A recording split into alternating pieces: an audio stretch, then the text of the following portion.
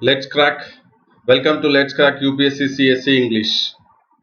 About me, I'm Sandeep Bhushan. I have 8 years of teaching experience for civil services. I teach international relations, internal security, and in-depth analysis of editorials and articles, and also analysis of Hindu newspaper.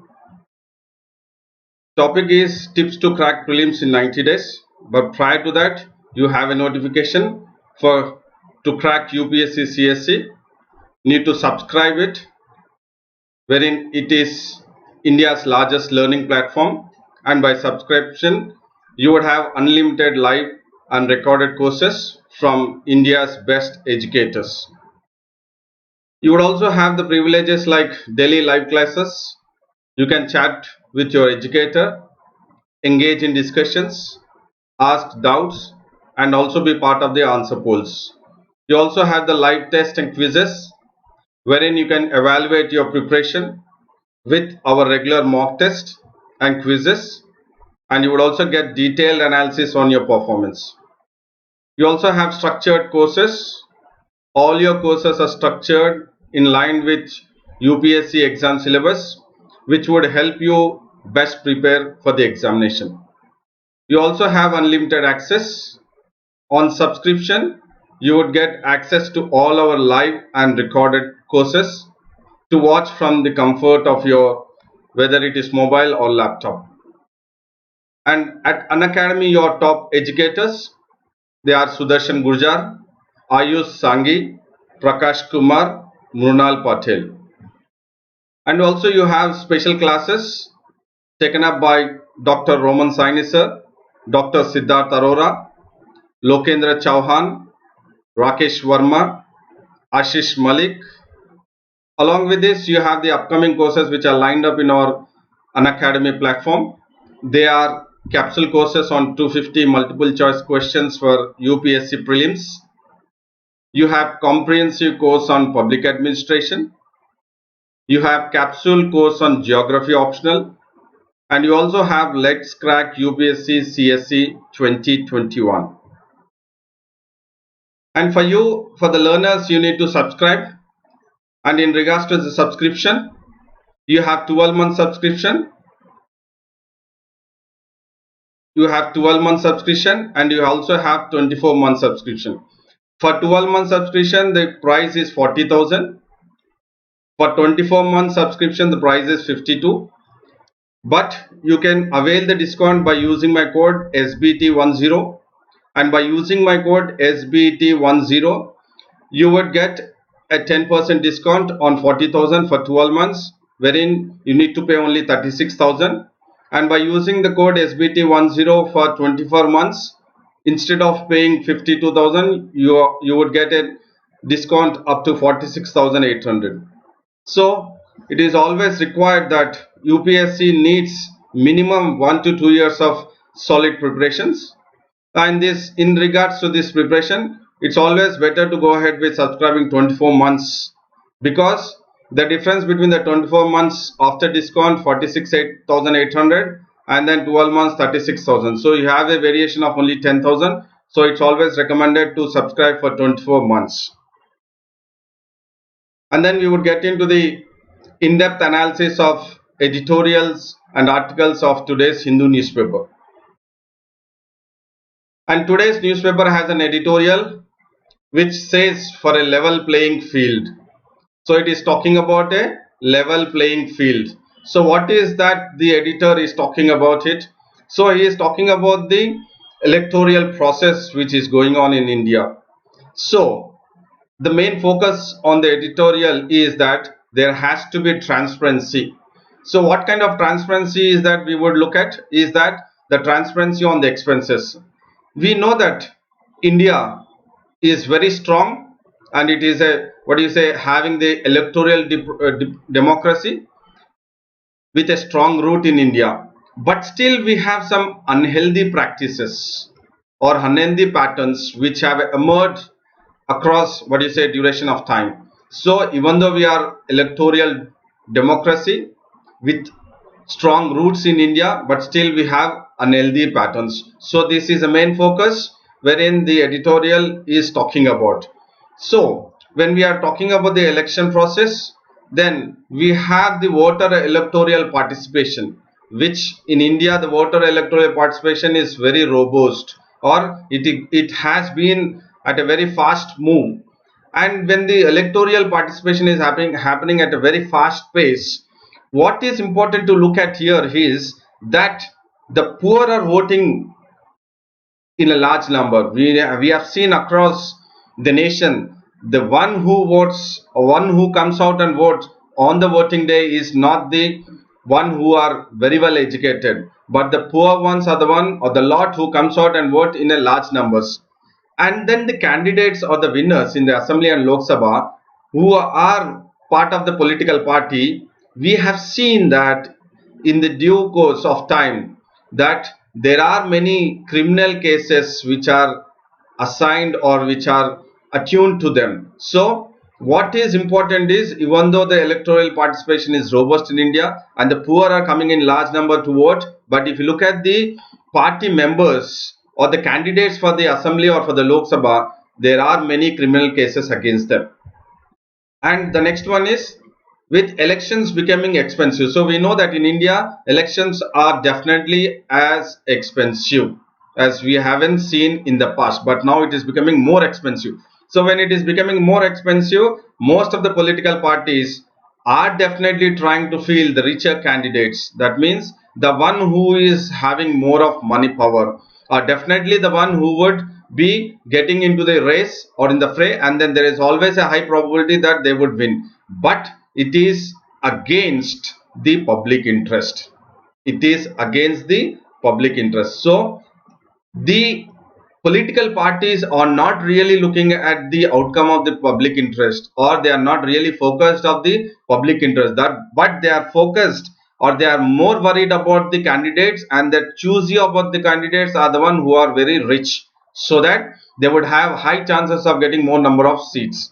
And you have a campaign in regards to the Election Commission of India. So Election Commission of India has come up with a campaign called as the campaign finance regulations. So this campaign finance regulation is the one which has been by the Election Commission, and the main purpose of it is to make sure that there is transparency. So especially transparency on the expenses incurred by the political party or by any candidates in the election processes. So this is a campaign which is in process, and it is trying to limit the candidates' expenditure.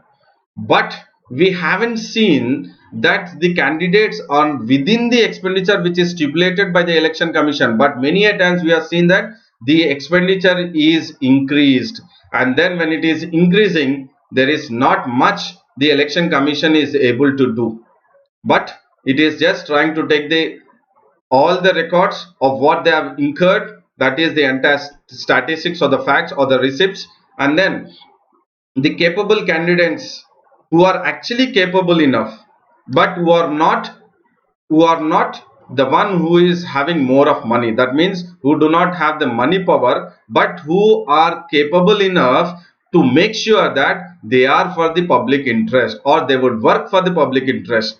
In this scenario, when the money is being pumped into for the election process, or else even the political parties are looking at for the richer candidates at this juncture, the one who are capable enough to work for the public do not stand any chance. So that is very well that they do not have any chance to work for the party, that means to work for the public interest, but because they do not have the money power, and because the one who have the money power are the one who would really come up with the having the B forms wherein they can contest the elections. And the challenges for the Election Commission of India, that what are the challenges? We have seen that in the recent past, that bribing the voters have become the core mantra for the candidates to win in the elections. So this is a challenge. The bribing the voters is very biggest challenge for the Election Commission of India. Not only they are bribing the voters by money, but by other commodities also they are wooing the voters, they're bribing the voters, and they're making sure that the voters are brought back to the booth and then they are voting for that particular political parties. So it is a challenge to contain the bribing of the voters. And also you have another one challenge, which is recently the Election Commission of India has also faced, that there are lots of hate speeches which are coming up during the election campaign. And then when the hate speeches are coming up, it is the Election Commission which has to actually come into the rescue, that the one who is not, or who is going ahead with the smooth campaigning, has to be protected, and the one who is going ahead with the hate speech has to be offended, or else those candidates has to be punished. But the punishment, when we are talking about, the punishment is not just having some kind of, what do you say, uh, imposition of some kind of, just trying to say that it is not required at this junction, but the Election Commission has to disqualify the candidate. So that is the most important one when the hate speeches are there. But the Election Commission is facing a challenge that they are unable to disqualify the candidate who are involved in the hate speech. And then the next one is, the challenge for the Election Commission is in regards to the Aadhaar linked remote voting system. So there is a proposal which is coming up, that the election process in India has to be in regards to the Aadhaar linked remote voting system. But it is very clear that there is a challenge that using this unique identity card, that is the Aadhaar card, could be that, as it has experienced in the past, that the Aadhaar card has made sure that few of the genuine beneficiaries have been excluded for many of the welfare schemes in the past. So when this has happened in the past, that when the beneficiary has gone to avail the welfare schemes, it was noted that they are not part of the welfare schemes. So when they were excluded, so there is a possibility that when the Aadhaar linked remote voting system is in the proposal, that could also be a challenge to the Election Commission of India, and it has to work for making sure that they are not excluded but they are part of the voting system. And then you have lot of social media which is being taken up since last 10 years. So it is very clear that there is lot happening through social media. That means you have the positive and the negative side which is being happening through the social media, and it is the biggest challenge for the Election Commission of India to regulate the social media. But there is not much of regulation which can be done on the social media, because it is right to information and right to privacy. That would come as an hinder to the Election Commission of India to regulate the social media, because there are many forms which are being taken up to create such a kind of situation that it would totally create a confusion after the election campaign is stopped.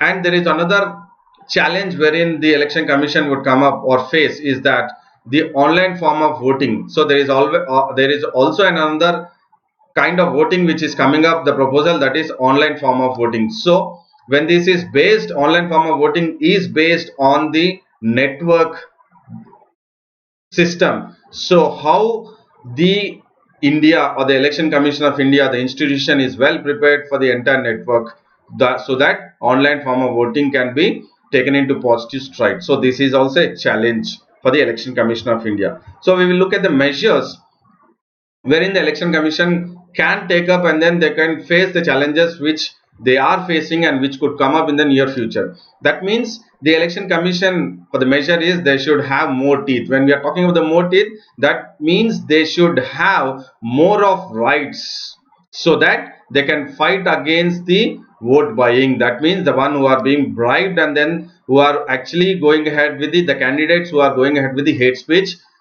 In these two scenarios, the Election Commission has to be given more powers, so that they could be stoppage or the degrees of bribing the voters, and then the candidates going ahead with the hate speech. And then the next measure is in regards to there should be a stricter norms by the Election Commission of India, wherein whenever there is some kind of deterrence being created by the candidate, then the Election Commission of India should have the authority to disqualify the candidate. So this kind of measure also can make sure that they have the smooth sailing of the voting system prevailing in India. And then the other measure is that the Election Commission should tighten the ways to cap.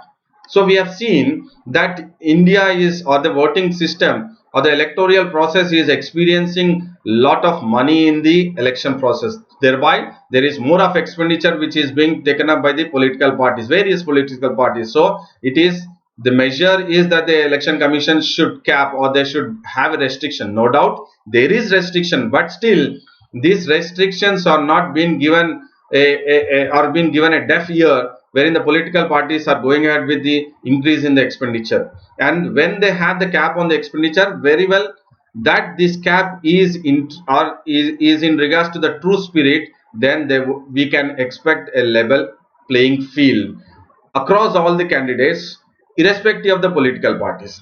And then the next measure is the election commission should bring the social media and the print media under the campaigning surveillance. So when we are talking about the social media and the print media, has to be under the ambit of the election campaigning. That means the election campaign for any assembly or any kind of elections in India is that they have to end before the 24 hours of the voting process which takes place. So before the 24 hours of the voting process or the campaign ends, the Election Commission of India should also make sure that the social media and the print media should be silent.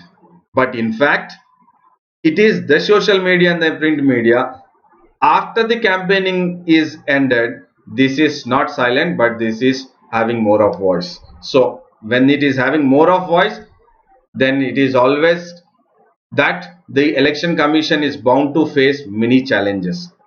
Election Commission of India should also introduce safe and secure voting. So when we are talking about the safe and secure voting, yes, since almost a decade and a half here, we have seen that almost many parts of India, the voting system is going ahead with the safe and secure. So when we are talking about the safe and secure, it is a measure to make sure that the electoral process is transparent. Not only the money, but the safe and secure also constitute to the election process transparency, wherein not only safe and secure, but it has to be thorough scrutiny. So this would prevail, or this will make sure that the election process is under transparency.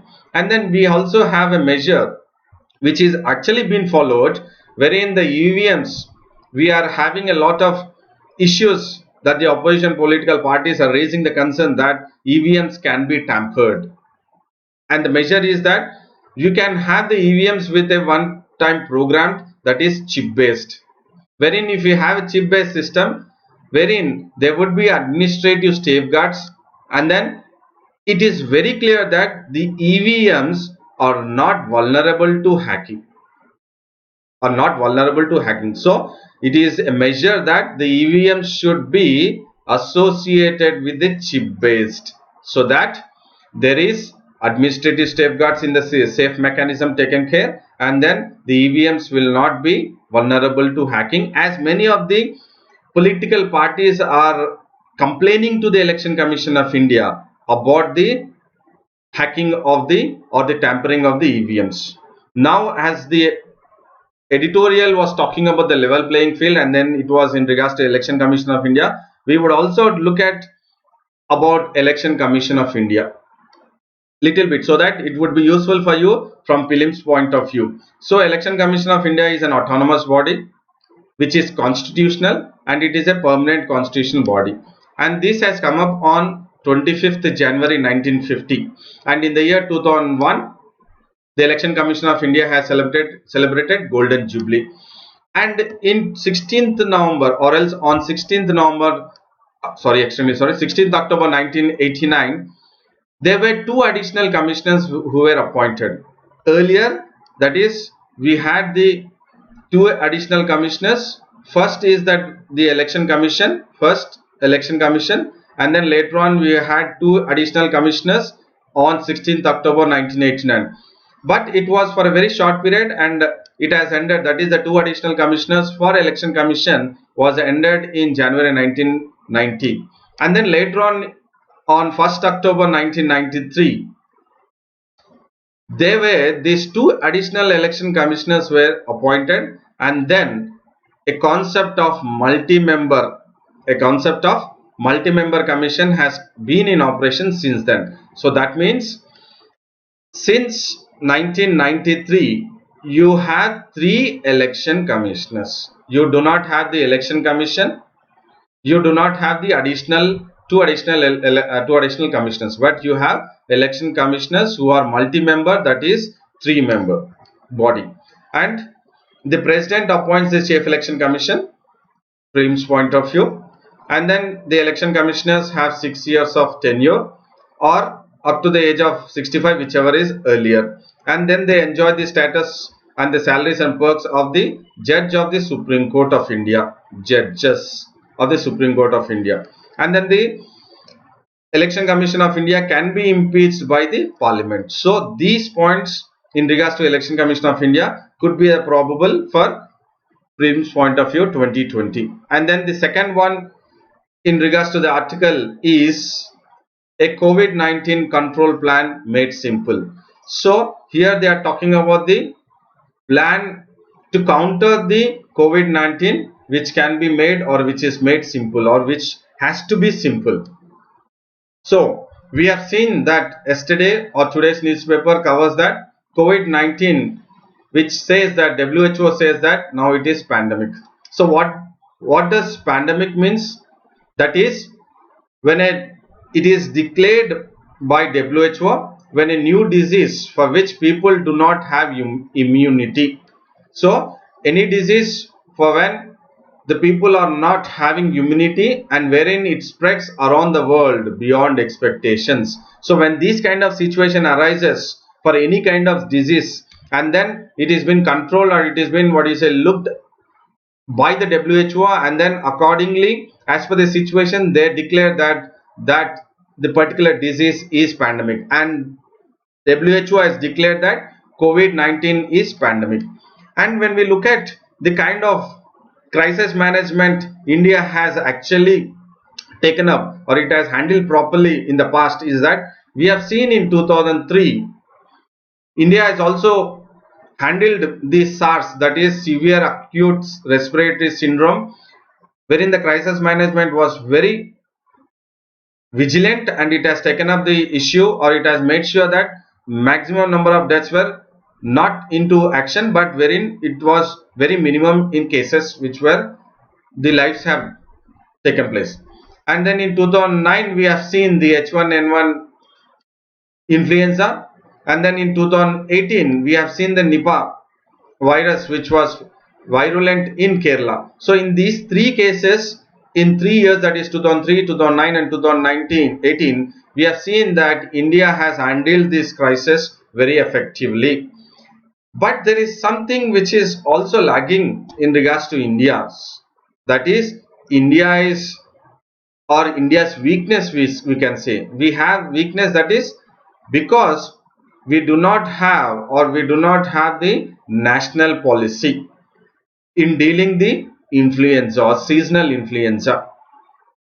We ignore the high flu death. Indians are ignoring the high flu death rates, and then we are just worried about, or we are managing the short term, but we are not really equipped or we are not really bothered about the long term disease control, wherein it is imperative for India to make sure that we have a national policy, wherein the national policy has the control or it has the objectives to manage the short term crisis along with the long term disease control. And then we would look at the act of responsibility.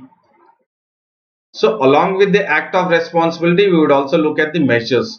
So when this is prevailing in India, that is the COVID is prevailing in India, and then around 70 plus cases have been identified in India, which is increasing day by day. So at this junction, it is very important that who take the responsibility to make sure that they contain the COVID. That means we really cannot, at this juncture we do not have any clinically tested drugs to contain, but what we can make sure that we can try to have the preventions in place, wherein someone has to take responsibility in trying to prevent the spread of the COVID-19. So who has the real responsibility, or where does the real responsibility rest on? It does not really rest on the Union Health Secretary, who is the administrative head of the Ministry of Health and Family Welfare, and then it really does not rest the responsibility on even the Director of National Center for Disease Control, but it would rest only when it is empowered. That is, when NCDC is empowered a task, only then it would take the responsibility, or else no. We have the Director General of Health Sciences, wherein they would take up the case, or they would take up the responsibility only when the virus or the disease is epidemic. Only then they take up the responsibility. And you also have the Indian Council of Medical Research, and this Indian Council of Medical Research is actually into research and analysis. So you have the Ministry of Health, Family Welfare, you have Director of National Center for Disease Control, you have Director of General of Health Sciences, you have Indian Council of Medical Research. In spite of all this, the main point is that who is the key person who would take the responsibility? Yes, the key person who would take the responsibility when the virus has actually become epidemic is the Minister of Health. That means the Ministry of the Health or the Minister of Health has to take the responsibility, or else he is the key person to make sure that this epidemic is no more spreading, and then there would not be any kind of more medical problems being faced across India. So before the disease spreads like an avalanche, or it would be unprecedented because it is spreading at an unprecedented speed, and then the magnitude is very high, which we have experienced across the world. So taking into experience from the China and Southeast Asia, and even from the Italy, and then from France, we have to make sure that the minister of health or the ministry has to make sure that it has to be contained as soon as possible, that it should not spread. And along with the Minister of Health, the Prime Minister should take immediate responsibility. So when we are talking about the Prime Minister should take immediate responsibility, yes, no doubt it is the Prime Minister who would come into or flung into action to make sure that everything is fine, not only in regards to the health, but when we are talking about in regards to the medical or the health, it is the Prime Minister, and along with that, in any other cases, it is the Prime Minister. So the Prime Minister has to make sure that he should manage the crisis, and then not only just managing the crisis, should declare the case as a national emergency. And when it is been declared as a national emergency, the Prime Minister has to also establish a war machinery with a task force. So the Prime Minister has to come up with a clear set of idea that how to handle the spread, that it should not have the more of magnitude, or it should be contained in proper manner. So at this juncture, it is the Prime Minister who has to take responsibility and manage the crisis, and declare a national emergency, and establish a war machinery with a task force. And this task force has to be a proven capability. People there or the experts there have to be having a proven capability, who can fight, or who have done or who are having a track record in regards to the communicable diseases. And the measures, we have seen who should act the responsibility, or whose responsibility that. So we have come to a conclusion that it is the Minister for Health and the Prime Minister of all this, and then we would talk about the measures. The measures is that there should be a war room. So war room should have all the necessary facilities. So these facilities has to be taken into consideration, that all the quarantine facility has to be taken care, and there should be all the medical equipment, and then the staff and the nurses and the doctors have to be in regards to or in tandem with what is demanding as per the situation, and then officers should be accessible to this task force. And then when we are talking about, or when we spoke about this task force, war machinery with the task force, this task force job is to have one goal. So what is the goal of the task force? That it should manage the epidemic, and it should minimize the spread of the damage, and it should mitigate the sufferings of all the people. So the job is to manage, minimize, and mitigate. That is 3 M's. So we should make sure that M cube, manage, minimize, and mitigate, has to be the task force or the main task of the task force. So once the task force design a strategy, so they have to come up with a strategy of what tactics or what the Minister of Health and then the Prime Minister war machinery is actually flung into action, and then the terms of references for the task force has to be designed immediately. So when we are talking about the terms of references has to be designed immediately, it has to be in regards to the short term, medium term and long term, because to contain the virus it has to be dealt in different phases. So when we are talking about dealing the or containing the or the precaution measures taking to contain the virus, that is the COVID-19, we should contain it at different phases, that is short term and then medium term and then long term. That means we should have these kind of approach and then the same kind of responses have to be. So when we have these kind of measures taken up by the Minister of Health and the Prime Minister of India, that is a war machinery, that is a task force, then for sure we can contain the spread of the virus in India. And then we would conclude it now in regards to the spread of virus in India. That is, when we are talking about the task force, yes, there should be an agency exclusively which manages, that is constant managing and continuous watch has to be the work of the agency. So when we are talking about the constant and continuous managing of what? Of the developments. What kind of developments are we talking about? Yes, in regards to the biological, biomedical and in regards to the sociological development. So it is very important when a individual or a person by any chance has come in contact with the virus, it is a medical emergency. Not only that medical emergency, the task force has to make sure that, or else the agency has to make sure that the sociological or the psychological aspect of the person, the one who has come in contact, has to be taken care. So the keywords here are the biomedical and sociological developments. So we are talking about the developments which are biomedical and sociological development, and then this agency has to recommend, it has to recommend remedial and containment measures. So this remedial and containment measures has to be recommended and it has to be in order to face the epidemic. And then the conclusion is you should have a public education. What is important is educating the people is very important to contain, because when we do not educate or we are not educating, or when the education, public education is not happening at a faster pace, then there is always very clear that there would be panic across the nation, and then all this false kind of information might spread across the social media, and which would really create panic amongst the people, and that might create the psychological disturbance for each and every individual. So public education must be technically correct and timely. Look at the keyword here, technically correct and timely, and only then all the source, that is all the information goes upright to the people in a right manner, wherein we can try to contain the epidemic,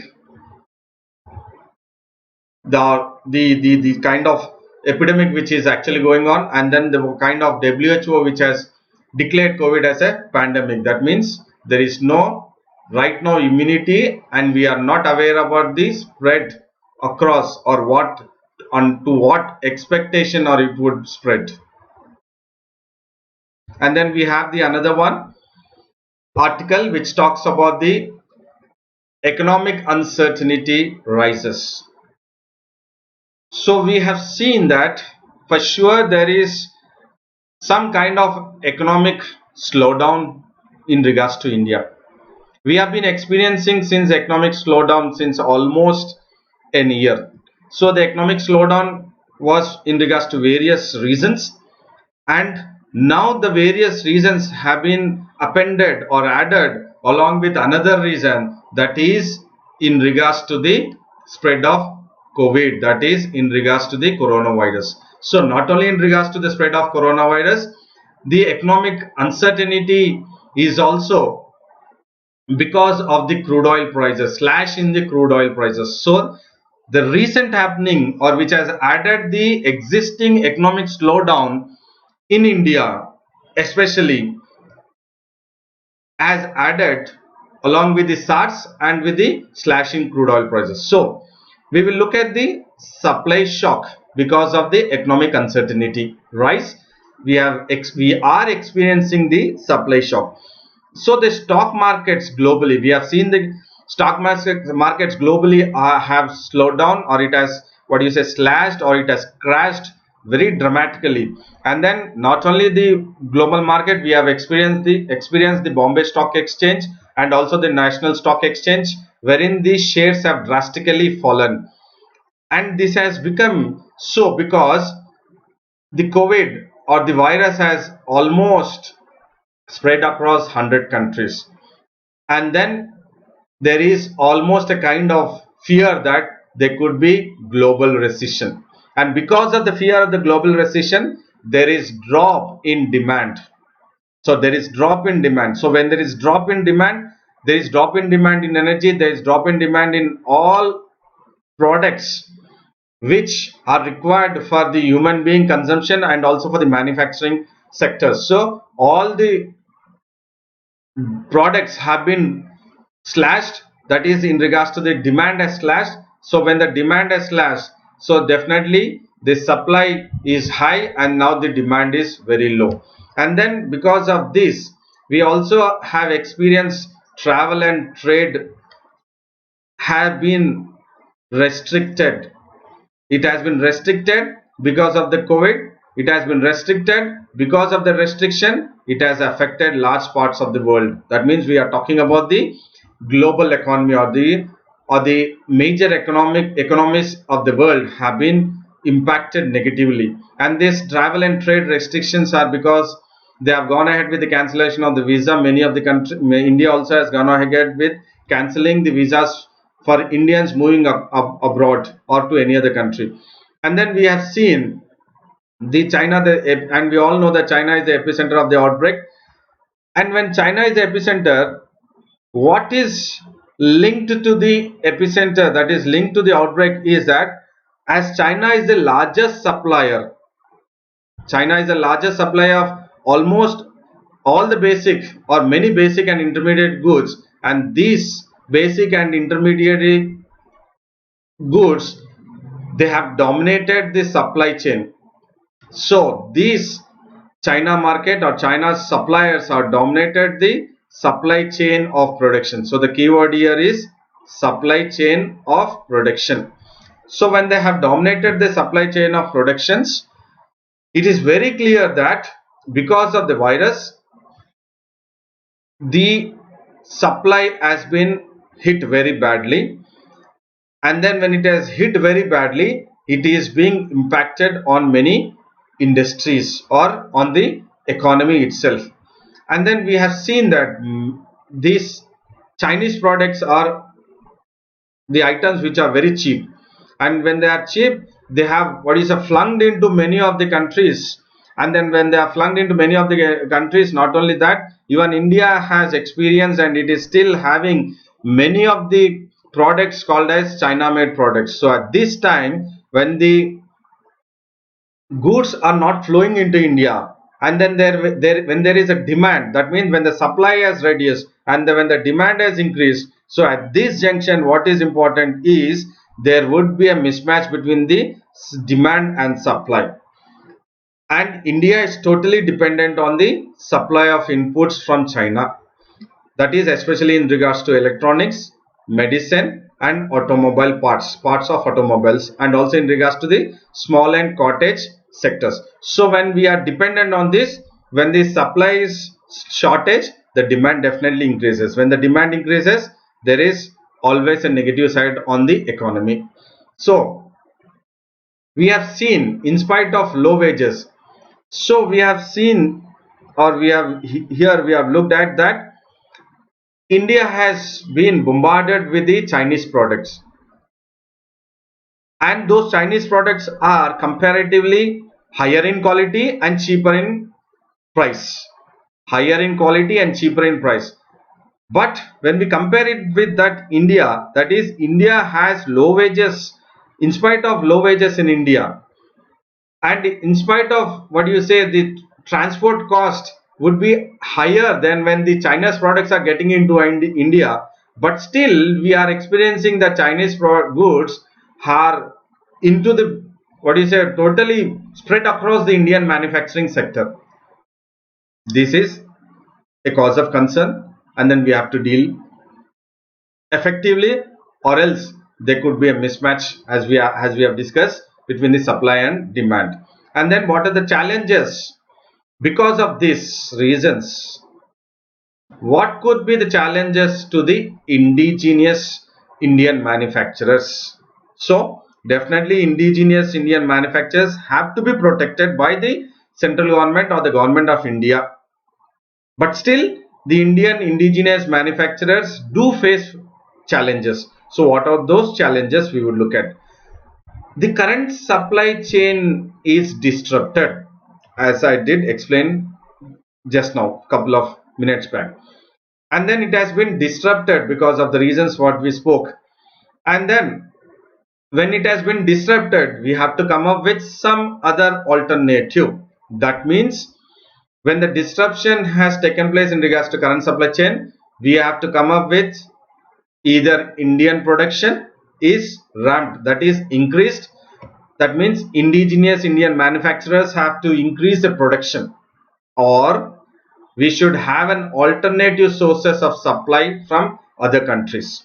So one is we should have the Indian production increase, the other one is we should have the alternate sources of supply from various other countries into India. The other one is, the other challenge, if you wanted to, what do you say, go ahead with containing the current supply chain, but still we have a challenge, that is, even though we have alternative sources of supply found within India, along with the increase in Indian production, we have alternative sources. If we have alternate sources supply found within India, there is a problem for this, that is their prices will be high. Why? Because as we have discussed that even though the transportation cost for the products which are coming from or being imported into India by China, but still the prices are low and the quality is good comparatively. But when we have the alternative source of supply within India, the challenge is that the prices of the Indian indigenous market, indigenous manufacturers product price will be higher. When the prices are higher, so definitely the inflation will go up, inflation will rise. So when the inflation rise, then it is again a cause of concern. So the current supply chain to contain, it's a challenge. If you have the supply sources within India, the prices will be high, which again the inflation will go up, that is also a challenge. And then the other challenge is that it would impact negatively on the small producers. Why? How it would impact on the small producers? That is, the small producers have very small working capitals. So with a very small working capital, the small producers or the ancillaries will come up with going ahead with the spare parts of the manufacturing products. When they are into that with some investments of the capital, and as soon, or if there is a situation that wherein the demand declines, when the demand declines, then there is for sure for this, with the small producers, the inventory will be high. They will be holding the inventory. That means the produce, the manufacturing goods which they have manufactured, they will hold. And when they hold, they have to pay wages to the workers. And this will exhaust, or this will, what you say, dent to their working capital. It will dent to the working capital of the small producers. So it is the biggest challenge for the indigenous Indian manufacturers. So thereby what will happen is they cannot stay for longer period of time for holding the inventories, and then they cannot exhaust by paying wages. They should, or they would exhaust the working capital. So when this happens, then there's for sure that the small producers or the ancillaries or the small producers, manufacturers will be forced to shut down. And when they are forced to shut down, again their life becomes miserable. So that is the biggest challenge for the Indian indigenous manufacturers at this time, when the current supply chain is in a negative way. And when the other challenge is when the economy is declining. We have seen that in the past we have experienced many non-performing assets, banks, NBS banks, and then we have also seen non-bank banking financial corporations or some companies which have been, what is a kind of bankrupt. We have the financial institutions which are bankrupt, or else they do not have the liquidity. So at this time the economy will have a negative impact. It's a challenge. And then the financial sector is not very much attuned to catering to the demand. So the challenge is that we are not having, or we cannot cater to the demand what is actually been coming up, or which would pop up because of the shortage in supply and then hike in demand.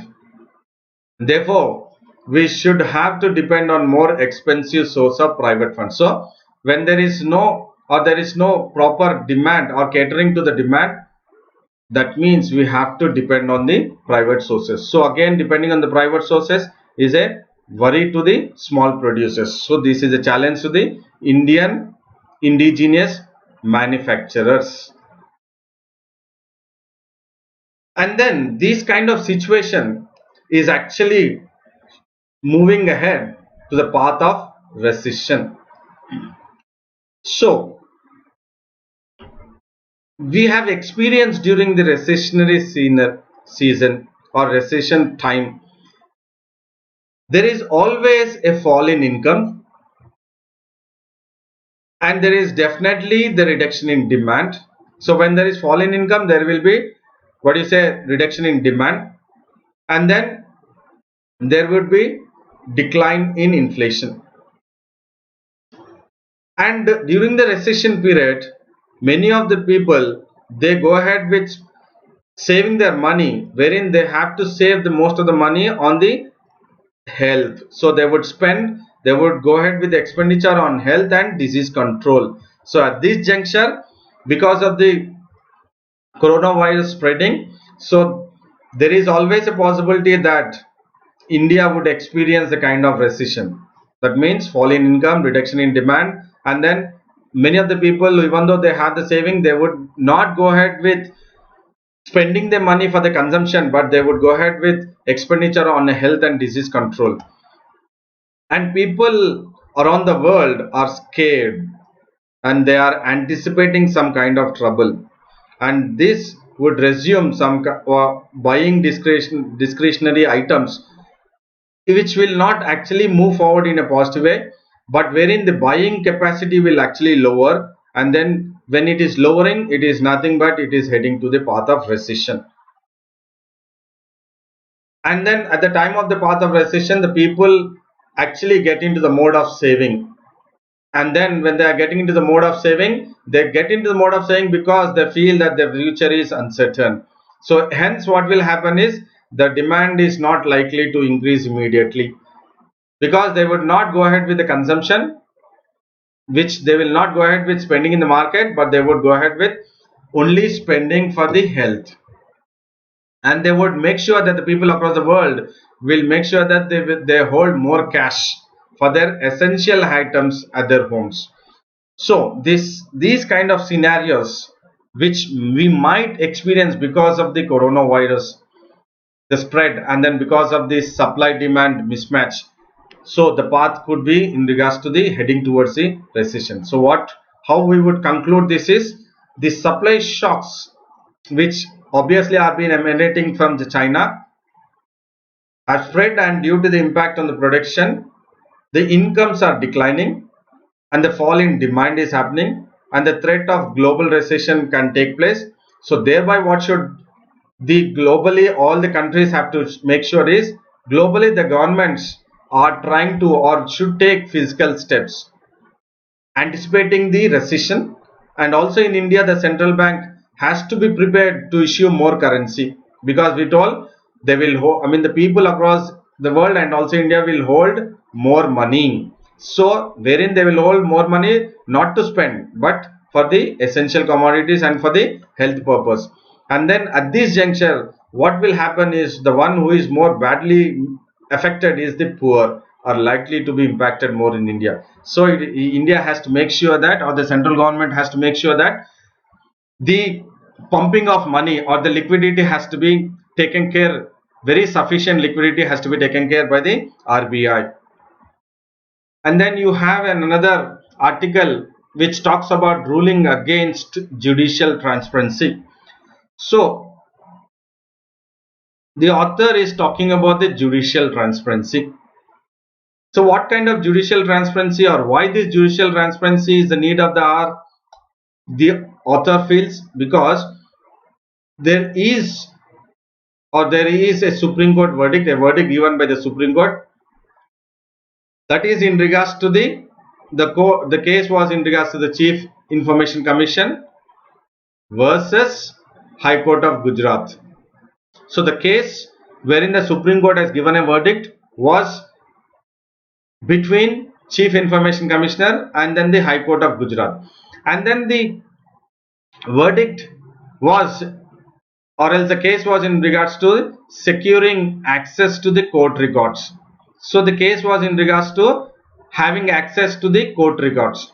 So this has been filed under the Right to Information Act. So when it has been filed under the Right to Information Act, that they should have the access to the court records as per the RTI Act. So when the case has come up, the Supreme Court has given a verdict saying that such records can be accessed only through the law or the rules which are laid down by the High Court under Article 225 of the Constitution. So the Supreme Court has said that you cannot have access to the court records as per the RTI, but you will have the access to the records only by the rules laid down by the High Court under the Article 225 of the Constitution. So from prelims point of view, please take a note of what is article, or how it really pertains to the RTI Act and to the Supreme Court verdict. And then the Supreme Court has given a verdict, or it has given a verdict wherein it has totally fixed on the verdict was based on the section 22 of the RTI Act. And what does this section 22 of the RTI Act says? That it says that the RTI Act will override any other law. So RTI Act can override any other law to that extent that the latter is inconsistent with the former. That means any law which can come up in the future or which are existing, the RTI Act, that is section 22 of the RTI Act, will override it. But actually, taking into consideration of section 22 of the RTI Act, the Supreme Court has to give a judgment saying that the petitioner can go ahead with the access to the court records, but it hasn't said. Instead, in this particular judgment, the Supreme Court has cited unclear and doubtful service law precedent, which says that a general law with has despite a clause, which has having a clause, that is despite having a section 22 in the RTI Act, cannot overrule a special law. So there is a lot of concern when the Supreme Court has given a judgment saying that section 22 of the RTI Act cannot overrule a special law.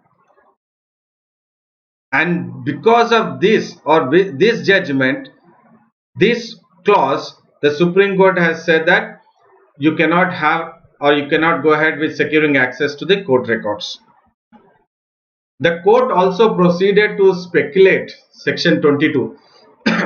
It did not say that the Supreme Court, the section 22 cannot override a special law, but still it has speculated the section 22 of the RTI, that section 22 it cannot, or it cannot, it says that it cannot repeal any other laws, because it is giving an explanation. Supreme Court is giving an explanation that section 22 of the RTI Act cannot repeal any laws, because since RTI Act was clear that it was repealing only Freedom of Information Act 2002.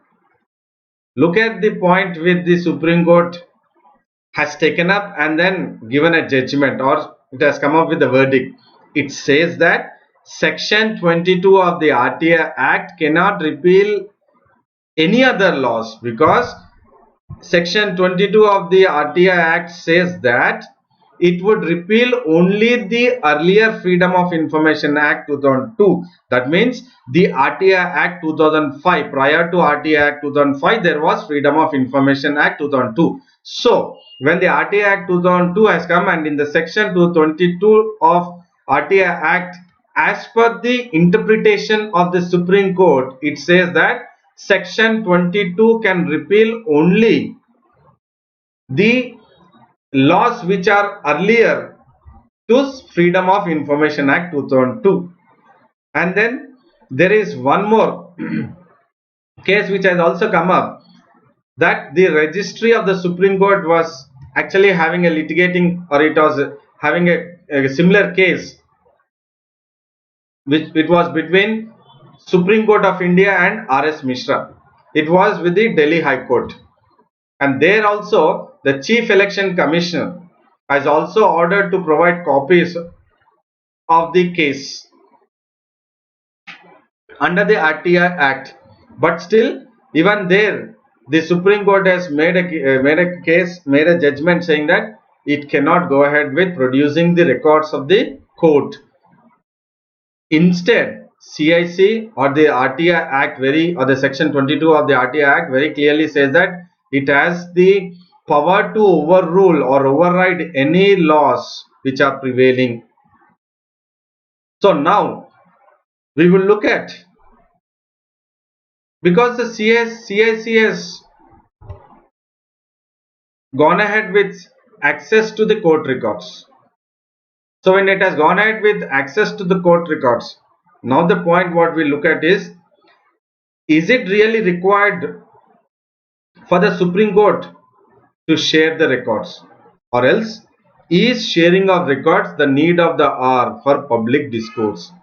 Is it very important that the records of the court has to be made public, so that there would be some kind of public dialogue which could take place, and there could be some kind of important points which would come up on the discourse? We will look at it. So a significant number of decisions taken by the court can influence our daily life. Why is it need of the hour? Is it need of the hour was our heading. Yes, it is need of the hour, because whatever the decisions or the significant number of decisions taken by the Supreme Court will influence the individual's daily life. And every case or the prosecution before the criminal court also gives an opportunity to hold the police accountable. And every writ petition creates an opportunity to hold the government accountable. So when we have the access to the court records, we can, that judgment will have an influence on our daily life. And then we can also make sure that because of the prosecution in the criminal court, we can find police accountable. And also by the writ petition, we can also make sure that mandamus, we can also make sure that the government is made accountable. So it is the need of the hour. And then in regards to the commercial lawsuits, these are the opportunities to learn about the corporations. So whenever there are commercial lawsuits, the cases in regards to commercial lawsuits, and when we have access to the records of the commercial lawsuits, that is the judgments on the commercial lawsuits, then we can learn more about the corporations and the manner in which the commercial transactions are executed in India. So there is the need of the hour. And then the pleading filed by either party contains some kind of information which is very humongous, and that will be useful for many stakeholders. That is, when we are talking about the case, the entire judgment case or the papers which will be useful for the stakeholders, that could be for the citizens, for the journalists, for the academicians, and also for the shareholders. So thereby it is a need of the hour to have the access to the court records. And then there is no question of arguing for the confidentiality. Why there is no question of arguing for the confidentiality of these records? Because the Supreme Court is saying that we cannot, you cannot have access to the court records. But recent past we have seen that there is nothing called as confidential, because now we have a very well recognized principle that all the judicial proceedings will take up in open court. Maximum all the judicial proceedings will take up in open court, but few which can be prohibited by law whenever there is a reasonable purpose that the court thinks that the entire judgment or the entire proceedings of the case cannot be taken up in the open court, then there is always a possibility that it can take place in a very confined manner. So the question now is that where is the confidentiality when open courts have come up? Now we will look at, so when the author was talking about the judicial transparency, so we will look at which has hampered the judicial transparency, or we will look at whether there is a cause of concern in judicial transparency. Yes, as we have discussed earlier, because of the section 22 of the RTI Act, as the verdict of the Supreme Court, it has mentioned that the section 22 of the RTI Act is only to the earlier, or it can be repealed only to the one which are earlier to Freedom of Information Act 2002. So this kind of interpretation also gives a kind of sense whether judiciary is following transparency. There is a question mark. Fine. And then the provisions in the section 22 very clearly states that even though because of the Official Secrets Act of 1923 talks about, or else any other law, but still when invokes section 22 of the RTI, you should get all the information in regards to the access to the court records. But in spite of section 22 of the RTI Act, we have seen the judgment of the Supreme Court. Thereby it raises concern that whether the judiciary is transparent. And then the other one is about the logistics. So what is this logistics? So it is always, everyone knows that the RTI, we can file an RTI Act even by post. Just sitting in your place or village, you can post to the concerned authority about what you want the information. Fine. So this can be done, and then whatever fee you are supposed to pay, it can be done to the postal order. So this procedure is simple, and it has been laid very clearly in the RTI how to file an RTI application. But what is happening nowadays is that we have experienced that most of the courts, and also we are talking about the high courts and also the Supreme Court, they are wanting the physical filing of the application. That means whatever information you want when you are filing the RTI Act, the high courts and the Supreme Court, they are asking you or the individuals to go ahead with the physical filing. And that too, physical filing has to be with the application with the registry or the registry itself, wherein a hearing before a judge to determine whether the record should be given.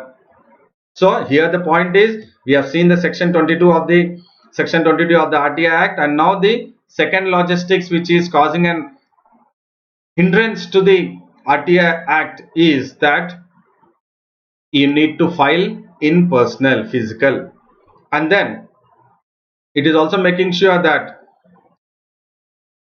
the atmosphere where it is becoming increasingly difficult for an ordinary litigant, because we know that rural Indian or rural citizens are unable to get to the or enter into the court or step into the court. So at this juncture, how can they stand in front of the registry of the and then file the application physically, and then later on there would be an hearing wherein the judge will determine that the records whether it should be made open or not. So the logistics and then the section 22 of the RTI Act is really creating or raising the eyebrows that whether judiciary is following transparency.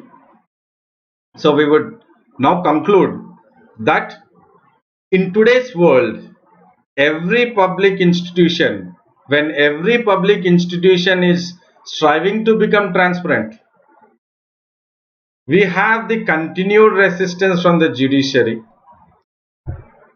and then this is making itself transparent in a meaningful manner will have an eroding effect on its legitimacy, because Indians or many citizens or citizens across the Indian citizens have really have faith on the judiciary. But when we are talking about the issue is in regards to the judicial transparency, in regards to section 22 of the RTI, and then in regards to logistic, and in today's world when the entire or all the public institutions are heading towards or really focusing or striving to be more transparent, what is happening to the judiciary is a big question mark, and it should move away from it, wherein it will not erode its legitimacy, wherein people will still have faith on the judiciary.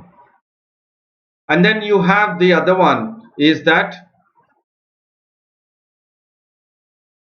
the fail-safe exit for America.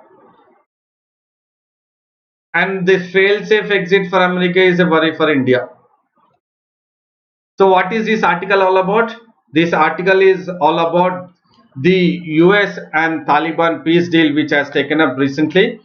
And then what it talks about is that the US and Taliban peace deal has taken up, and then that deal has really impacted or negatively it has impacted India. So we will look at how.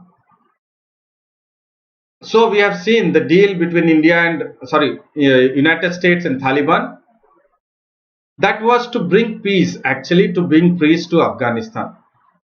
And then this is a geopolitical disadvantages for India.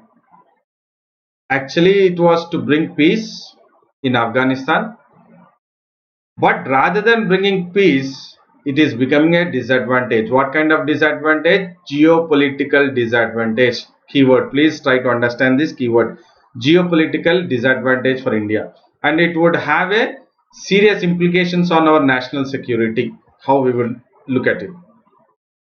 When we look at the peace deal, it is very clear that the terms of the deal or the manner of the deal which has been negotiated, it was the kind of geopolitical context in which the entire scenario has taken place is only to make sure that the exit, or else it was actually supporting the US or US administration. How? The terms of the deal, the manner in which the negotiation took place, and then the geopolitical context, the way it has taken up, is only preparing a ground for honorable exit route, for an honorable exit route for US, wherein its military campaign can slowly move away from Afghanistan, wherein this military campaign, that is US military campaign, has entered into Afghanistan, making sure that they would bring peace. After the Twin Tower attacks, they wanted to make sure that they eliminate the entire Taliban, but even after 18 years, they could not end the violence. They could not end the violence, but they were just gone ahead with the peace deal only to have an honorable exit route. So please make sure that the US did not, or US military campaign did not end the violence in the country, wherein it was for 18 years, but all this has taken place only for the benefit of US, wherein it had an honorable exit. We will look at the Taliban. See, in Taliban we have, the Taliban's in the Afghanistan we have seen in mid 1990s they have come to power, and then they have taken control of Kabul. At that time in 1990s they had very few backers or supporters. Now we have seen that the commodity, the useful commodity by the great powers or the states in the region, that is except Pakistan, Saudi Arabia and United Emirates. Now they have the backing from the Saudis, from the Iran, from Pakistan and then the United Arab Emirates. But earlier they had very few backers. That means supporters in the mid 1990s. But now they have become very powerful, and they did try to take maximum control of Afghanistan, and that they did try to run a parallel government along with the Afghanistan government. They did try to run a parallel government in Afghanistan.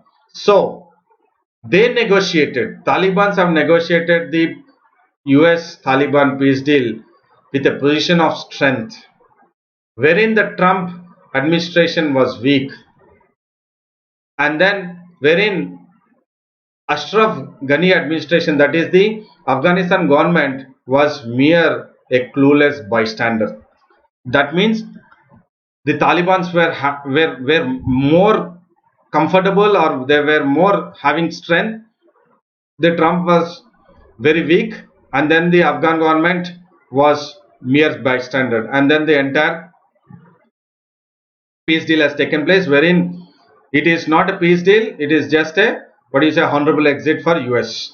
And then when the peace deal has taken place, it was a very big question mark whether the Taliban will make sure that the peace deal will continue, and then the Afghanistan government will slowly move in its process to rule or to have the entire area under their process, and then they could try to control or they can try to go ahead with the government run Afghanistan. But within 24 hours we have seen violence taking place, and then we also have seen many, the violence being erupted in Afghanistan. So the deal is creating a challenges to the geopolitical future. So what is the challenge for the many countries, especially? As we know that the Taliban today is having might, that is, it is mightier and it is more wiser, it is more learned, and then this has, it has become mightier, it has become wiser, it has learned more during its exile, and then it has learned how to deal with the international systems. So when it has learned how to deal with the international system, it also has learned how to play the game of balance of power. So this is very important. So the outcome of the US Taliban deal is that the Taliban have learned how to have the balance of power, and now the Taliban have many suitors, that means who are backing. We have seen, or it is, the backers will be more now, because rather than 1990s the Taliban will have more backers along with the ones who have supported in 1990s. Now the new one will be China, Pakistan, Iran, and to a larger extent even Russia. So now, because of the US withdrawals, there would be many countries who would come to suit the Taliban's, and then suddenly the Taliban appears to have been forgiven, and then these countries, the so-called China, Pakistan, Iran and even Russia to a larger extent, are in a position now to just forgive the Taliban whatever misdeeds they have done or the unforgivable sins they have done. It has been all of a sudden they have made sure that they have been forgiven by most of the countries.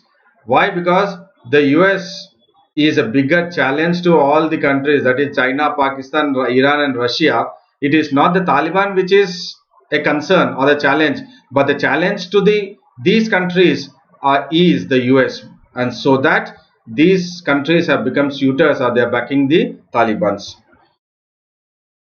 And then today the Taliban is flavor of the season. I am using the keyword, the flavor of the season. Why? Because many of the countries do not want to have the turmoil which is taking place in Afghanistan to spill over into their countries. So because many of the countries do not want to experience the spillover of the turmoil to be spilled over into the countries, thereby they're making sure that they are looking or keeping the Taliban in a good humor, so that they do not want to have larger stake in Afghanistan, which would impact because of the Talibans.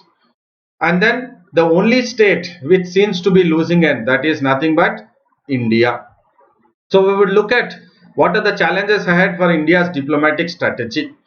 So India is actually backing Ashraf Ghani. It is totally backing Ashraf Ghani, and we have seen that at the time of the peace deal which has taken place in Doha. And then New Delhi is going ahead with the intents and objectives which are adopted rigid. That means they are adopting rigid approach towards Taliban.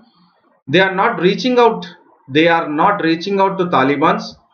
Neither India did not, try to exploit the differences which has been created between the Talibans, within the Talibans.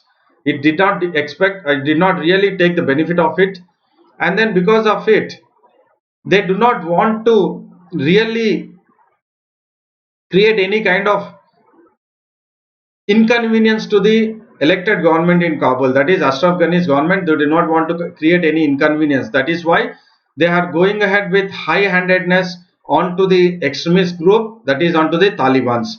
So this is a challenge that they are not following, or they haven't taken the path that they would reach out to Talibans, or they haven't exploited the differences which are being created within the Talibans. So that is the biggest challenge.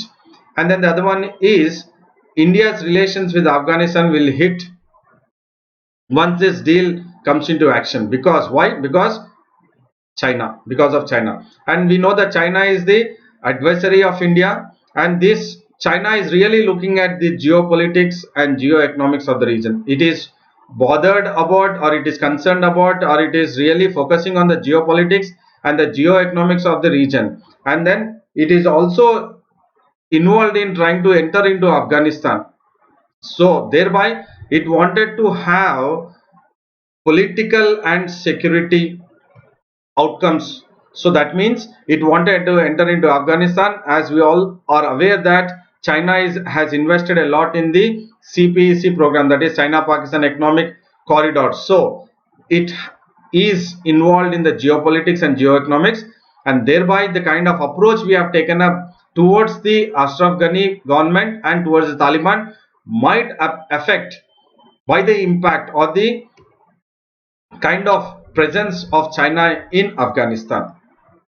And then the other regional actors are the countries, that is Iran, Russia, are really not favoring India, because India did not really support Iran whenever they were really pushed side by the US. In turn, India has supported US. And then we also have Pakistan, which is always looking at India to target. And then Russia, yes, but Russia as such, we cannot say that it is an all-weather friendly country to India. So all this is also creating a lot of challenge to India. And then you have a other challenge in regards to the Talibans if they emerge in power to Afghanistan, which might affect the Kashmir issue. So what is the issue is that we will not be impacted directly, the physical impact. I mean, there wouldn't be any physical impact, but definitely there would be psychological impact. How? Because the Kashmiri youths might draw inspiration from the Talibans, the way they have actually taken up the peace deal into their stride, and then the Kashmiri youths might take up the arms. So in return of the Taliban, and then the signals of the victory of the religious fundamentals in the region will have a serious implication for the region as a whole. So once the religious fundamentalist, that is the Talibans, sit on the chair and then try to make sure that they control the maximum part of the Afghanistan, then it is a worry for the entire region. And then what is the conclusion out of these challenges globally and then the challenges to India, the conclusion what we can draw is that it is need for New Delhi to carefully envisage the counter strategy. So we need to look out for a counter strategy.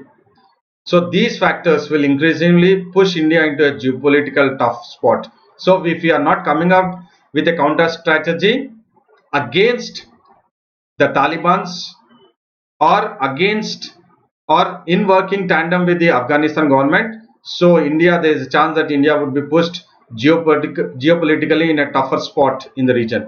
And it should also worry us that our political class is really focused on the domestic politics rather than the one which is having the political or international implications. So the conclusion is that we should have a counter strategy, and the political class in India should not only just focus on the domestic politics but also should focus on the international issues which would impact the India's foreign policy. So I hope these editorials and articles what we have discussed have been really informative and have been really creating a knowledgeable discussion throughout this in-depth analysis of editorials and articles. And then I would request you to like it, subscribe, and then hit the bell button whenever you are watching the video, that is Let's Crack UPSC CSE English in the YouTube. And then you can use my code SBT10 to use or to avail additional 10% discount while you are subscribing. Thank you and see you in the next video.